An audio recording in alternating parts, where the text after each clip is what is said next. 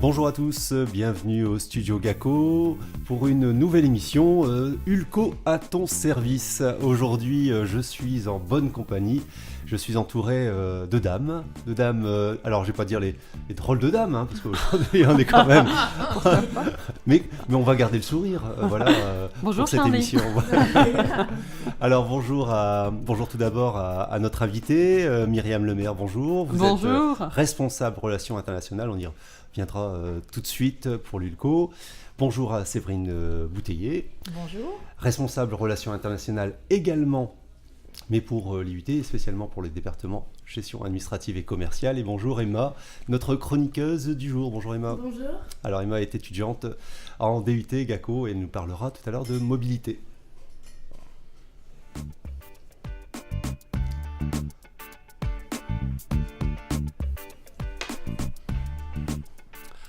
Alors à la présentation de notre invité et de notre chroniqueuse, vous avez compris aujourd'hui le sujet de notre première émission. Cette émission a pour objet bien sûr de parler de mobilité étudiante et de relations internationales en général. Alors je vais tout d'abord demander à Myriam Lemaire de faire un petit point sur ce que représente aujourd'hui la mobilité internationale. Quand on parle de mobilité pour les étudiants, à quoi fait-on allusion ? Alors en ce qui me concerne, en ce qui concerne les activités de mon service, la direction des relations internationales donc, de l'Université du Littoral-Côte d'Opale, qui gère toutes les mobilités de toutes les composantes, tous les départements, donc tout passe par chez moi. On parle principalement de deux types de mobilité. De la mobilité d'études. Alors le grand programme, le programme phare, c'est Erasmus.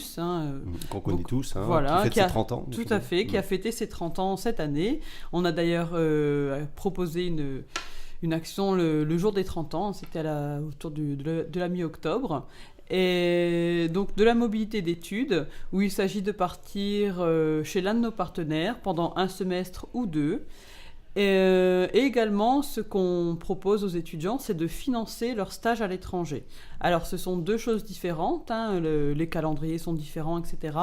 Et sur la partie stage, vraiment, j'insiste, on est là pour le financement. D'accord. C'est à l'étudiant de trouver son stage, mais on peut l'aider aussi. On est dans un service d'accompagnement Tout à fait. Qui est offert à tous les étudiants de l'Université du Littoral-Côte d'Opale. Exactement. Pour mémoire, combien d'étudiants qui partent en mobilité. Alors, pour la mobilité d'études, ce que je gère, ce que mon service gère, on est à une petite centaine de départs par an. D'accord. Alors, ça fluctue. J'avoue, c'est à la baisse depuis plusieurs années. Je pense qu'il y a un contexte global qui fait que les étudiants, que les étudiants ont peut-être un peu plus peur de partir, même si bien sûr on les encourage.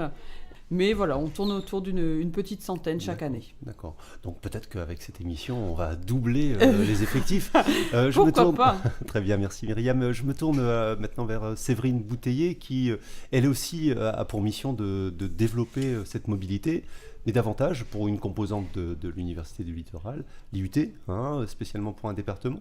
Alors, Madame Bouteiller, Séverine, qu'est-ce qui va aujourd'hui, qu'est-ce que l'on propose aux étudiants pour agrémenter, je dirais, leurs études à l'étranger ? On leur propose plusieurs choses. Tout d'abord, on a, comme Myriam disait, la mobilité Erasmus en post-DUT. Donc, une fois que les étudiants ont validé leur DUT GACO, ils peuvent partir de chez l'un de nos partenaires. En général, c'est l'Irlande qui plaît bien aux étudiants. Donc, dans ces cas-là, ils partent pour l'année complète. Ils travaillent sur leurs 2 semestres dans l'équivalent d'une licence 3, donc un bachelor. Et quand ils reviennent, ils valident l'équivalent de la licence 3 LEA. Tout à fait. Par le biais d'une présentation orale, d'une soutenance avec un jury LEA. D'accord.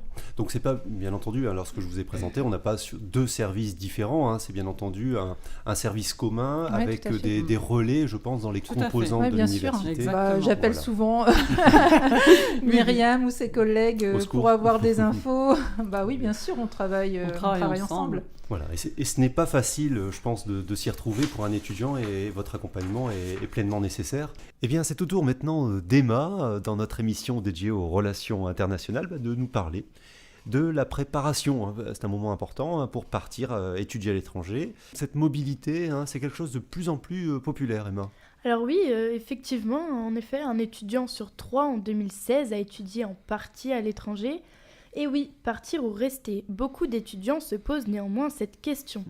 Mais tout d'abord, avant de partir à l'étranger, il faut estimer vos dépenses et bien vous renseigner sur le coût de la vie dans le pays qui va vous accueillir.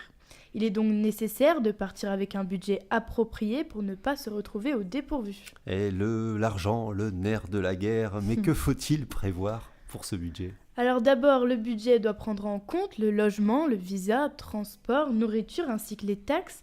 Les budgets peuvent alors être très variables selon votre désir de niveau de vie, vos sorties, mais également la destination. Il faut tout prévoir. Voilà. Il est également nécessaire de contacter votre banque afin d'ouvrir un compte dans votre pays d'accueil à votre arrivée. Certains documents seront alors indispensables à cela, tels qu'une carte d'identité, un justificatif de domicile, de ressources ainsi qu'un titre de séjour valide. Vous avez la possibilité pour amorcer votre séjour de trouver un job, mais vous pouvez également bénéficier de bourses ou d'aides afin de financer celui-ci. Par la suite, pour votre cursus, vous pouvez partir avec divers programmes d'échange qui peuvent être Erasmus, mais également les organisations proposées par votre établissement. Il existe aussi un grand nombre d'organismes privés, mais qui sont alors plus coûteux. Oui, Erasmus, on en parlait tout à l'heure avec nos invités, effectivement. Alors d'accord, mais pour le logement, c'est un poste de dépense important. Doit-on se débrouiller seul ou est-ce qu'il y a d'autres solutions ? Alors du côté du logement, vous pouvez loger dans des résidences universitaires, dans des centres d'accueil pour étrangers, mais également chez l'habitant. Dans les grandes villes, il sera difficile de trouver un logement individuel à bas coût. Vous avez donc la possibilité de trouver des colocations à plusieurs et cela vous permettra de vous ouvrir et de rencontrer de nouvelles personnes avec des cultures différentes. Et oui, s'enrichir des rencontres. C'est important. Au niveau de l'adaptation à une nouvelle langue, c'est quelque chose un peu compliqué. Alors oui, effectivement, ce sera certainement compliqué, ne vous faites pas d'illusions. Les premières semaines, voire les premiers mois même seront difficiles avec la barrière de la langue notamment. Au bout d'environ 2-3 mois, l'adaptation sera faite, donc ne vous découragez surtout pas car partir étudier à l'étranger sera un élément non négligeable à placer dans votre CV. Partir vous permettra donc de voir des progrès significatifs de la langue de votre pays d'accueil. Cela vous donnera également un avantage pour trouver un job si vous souhaitez y rester, mais ce n'est pas simplement l'apprentissage d'une nouvelle langue, mais c'est également l'apprentissage d'une nouvelle culture et la rencontre de nombreuses personnes. Il faut voir cette expérience comme un moyen de se différencier des autres, de se distinguer de la masse d'étudiants qui arrivent chaque année sur le marché de l'emploi. Et puis une année d'études à l'étranger, c'est une expérience énorme. Alors pourquoi ne pas partir ? Bah oui. Si vous souhaitez continuer sur ce sujet, vous pouvez retrouver le guide Partir à l'étranger de Sophie Collet à la Bulco. Merci Emma de donner envie en tout cas de s'intéresser à cette mobilité internationale. Je pense qu'on fait bien le tour de la question avec la chronique d'Emma. Quelques réactions parmi nos invités ? J'en aurais plein de réactions. Déjà, pour rebondir sur le dernier point, lors des 30 ans d'Erasmus, nous avons proposé une série de témoignages, à la fois d'étudiants, mais également de personnels qui sont partis. Donc, on a fait les 30 ans à la Bulco de Boulogne-sur-Mer, mais il faut savoir que l'exposition va tourner dans toutes les Bulcos sur novembre, décembre, janvier et je crois également février. Donc, elle devrait arriver à Saint-Omer si elle n'y est déjà pas. Ah, d'accord. Donc, on pourra de visu vérifier quand même tous ces témoignages, c'est intéressant. Ouais. Madame Tout à fait. Non, je voulais aussi revenir sur ce que disait Emma, notamment par rapport à l'apprentissage de la langue. Effectivement, c'est pas la motivation peut-être numéro 1 pour certains de nos étudiants, même si ça reste important. Mais ce qui est vraiment important de souligner, c'est aussi justement l'ouverture. C'est vraiment ça, quoi. L'ouverture et la maturité qu'un séjour à l'étranger peut amener à une personne qui décide de partir, de tenter l'expérience. Je me souviens d'une conférence justement qui avait été organisée par l'APEC, l'Association pour l'emploi des cadres, et qui insistait lourdement sur cette capacité que l'on peut donner aujourd'hui, ou cette possibilité qu'on peut donner aux étudiants à alimenter leur CV, à donner une expérience supplémentaire. C'est ce que vous retrouvez en fait en termes de motivation lorsque vous recevez les étudiants ? Oui, c'est vrai que... Alors, la plupart des étudiants quand même qui partent, beaucoup sont en langue, donc forcément l'apprentissage de la langue pour eux c'est l'une des priorités, mais c'est vrai que j'ai des étudiants d'autres formations comme GACO, même endroit, etc., qui partent. Et c'est vraiment pour découvrir une autre culture, une autre forme d'enseignement, voir comment ça se déroule à l'étranger. Et c'est vrai que tout à l'heure, on parlait de l'Irlande. En Irlande, la façon d'enseigner est totalement différente. Et ça aussi, c'est intéressant pour les étudiants. Ils apprennent à s'adapter à un nouveau contexte. On parlait d'Erasmus de ses 30 ans. Il y a eu des études qui ont été faites depuis. Et c'est vrai que toutes ces études prouvent que les étudiants qui sont partis en mobilité trouvent un emploi plus facilement, un emploi souvent mieux rémunéré. Donc il y a un réel impact sur l'emploi. Et en plus, je rajouterais qu'il y a un impact sur la personnalité de l'étudiant. Il y a un vrai avant-après. L'étudiant revient effectivement plus ouvert. Il y a vraiment un avant-après. Tout à fait. C'est un autre point de vue. La plus-value de la Tout à mobilité. fait. Emma, tu es étudiante en première année de DUT. Oui, c'est ça. C'est quelque chose que tu envisages, cette mobilité? J'aimerais bien partir, oui, mais il reste toujours un peu le stress d'arriver dans un nouveau pays et d'avoir quelques problèmes avec la langue au début, ne pas réussir à se faire comprendre. Mais j'aimerais bien partir. Oui.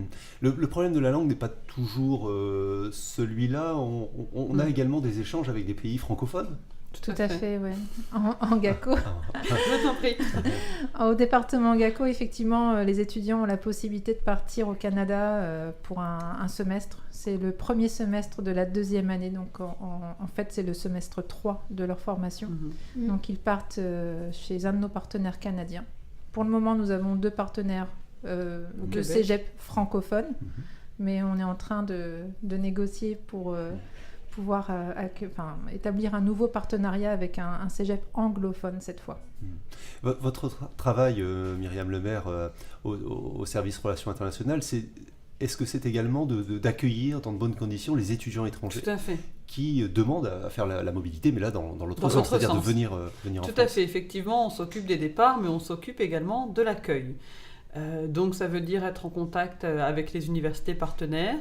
Dès que nous recevons la notification nous indiquant les coordonnées des étudiants qui vont arriver, on se met en contact avec eux, on les aide pour le logement, on les aide pour toutes les démarches administratives, que ce soit la banque, que ce soit l'inscription.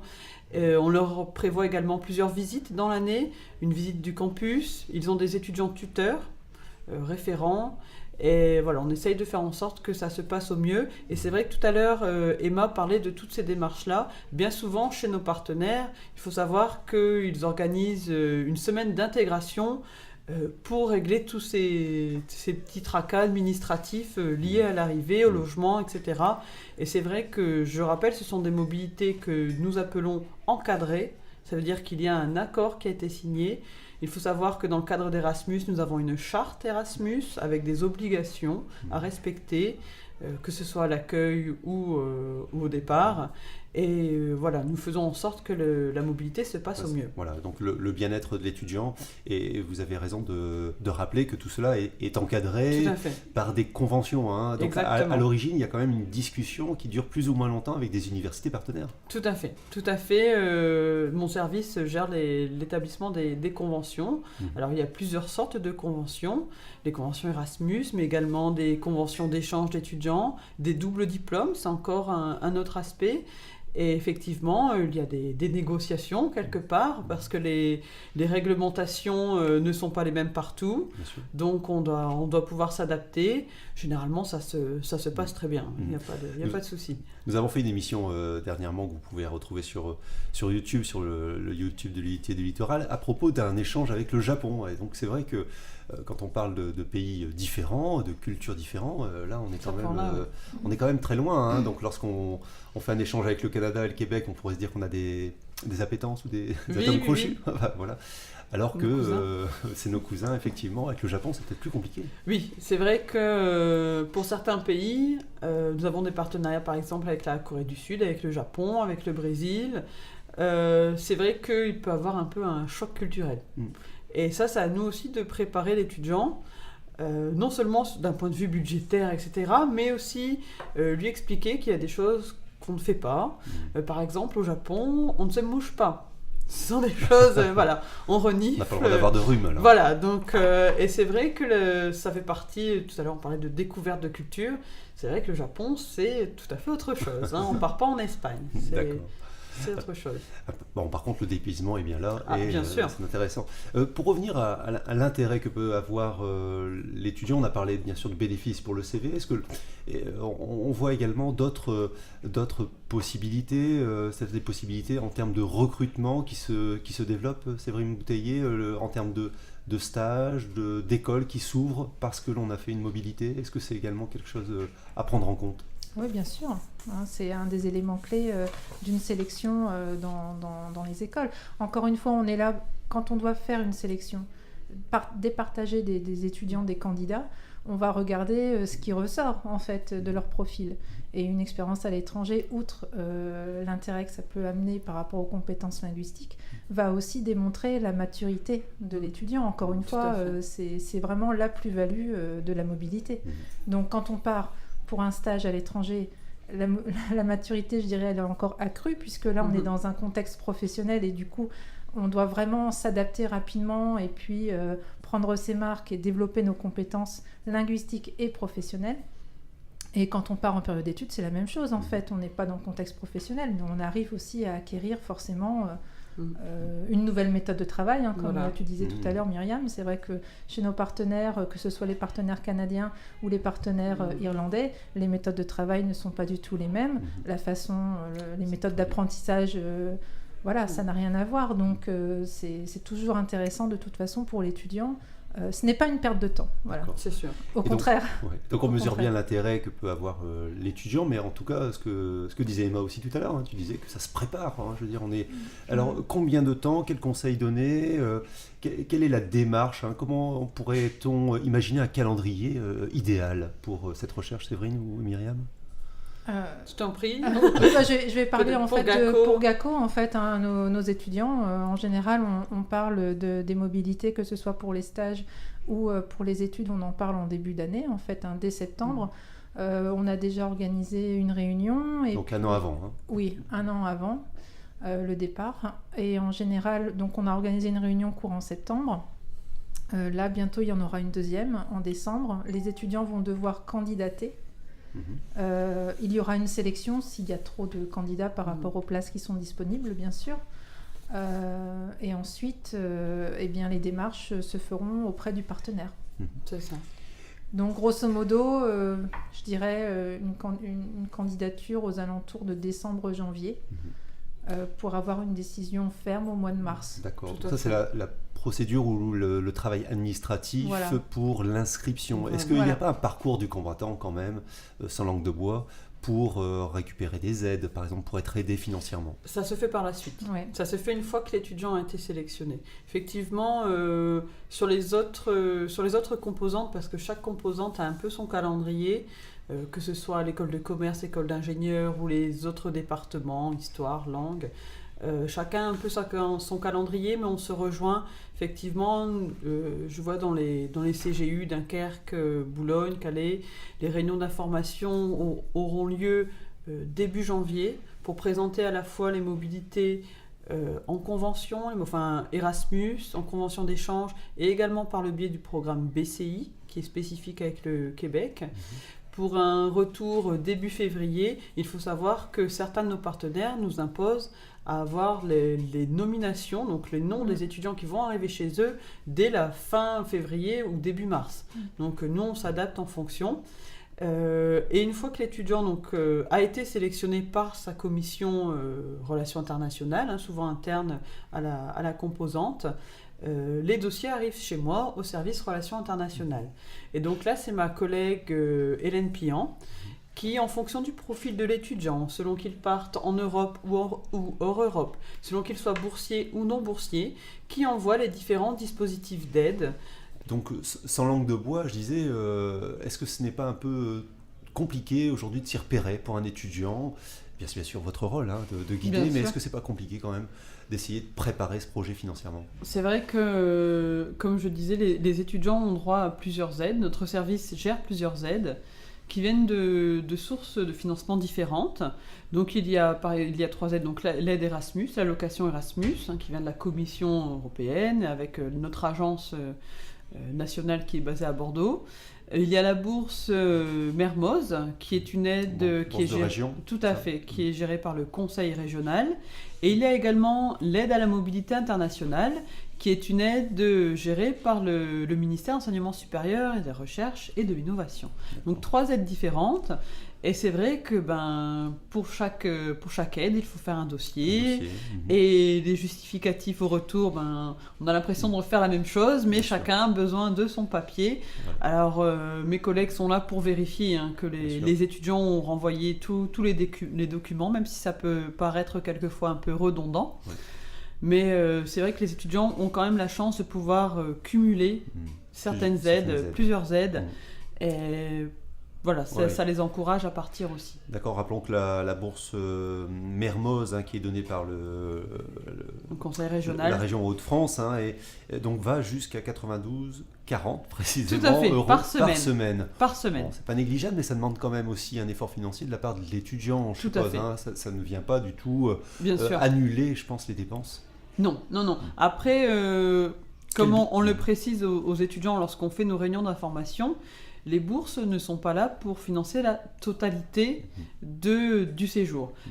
Parce que ce soit le Conseil régional, la Commission européenne ou le ministère, considèrent que l'étudiant, qu'il soit en France ou qu'il soit à l'étranger, lui, il va manger, il va se loger, enfin voilà. Même si ça entraîne un surcoût lié au déplacement ou quelquefois au coût de la vie qui peut être un peu plus cher. Mais ce n'est pas du all-inclusive, et ça je le dis toujours aux étudiants, je ne m'appelle pas Avas Voyage. D'accord. Alors Emma, tu as bien compris, tu avais aujourd'hui peut-être le projet de cette mobilité. Est-ce que c'est plus clair pour toi ? Oui, maintenant je comprends mieux tous les papiers qu'il faut réussir. T'es prête à ça ? Attention, il faudra être bien rigoureux à attendre Madame la maire. Je pense que je vais le faire quand même, mais il faut savoir se lancer. Ok, d'accord. Alors Myriam Lemaire, je vous remercie. Merci Séverine Bouteiller. Merci Emma aussi. Emma, tu as le mot de la fin alors sur cette émission ? Alors, Ah oui, allez, vas-y, tu prends ma place, le mot de la fin. Merci à vous tous de nous avoir écoutés. Et on donne rendez-vous vous donne rendez-vous sur studiogaco.fr ou également sur la chaîne YouTube. Et la chaîne YouTube IUT-Littoral Côte d'Opale. Et voilà, tout est dit. Et puis allez-y, foncez, la mobilité, c'est une opportunité. Et on a oublié également de renvoyer nos auditeurs au site de l'ULCO. Tout à fait, rubrique, il y a un onglet international avec une rubrique Partir à l'étranger qui présente les différents programmes, les calendriers et toutes les infos nécessaires. N'hésitez pas à nous contacter de toute façon s'il y a des questions. Myriam Lemaire, Relations internationales à l'ULCO, merci encore. Merci à vous. À très bientôt. Au revoir.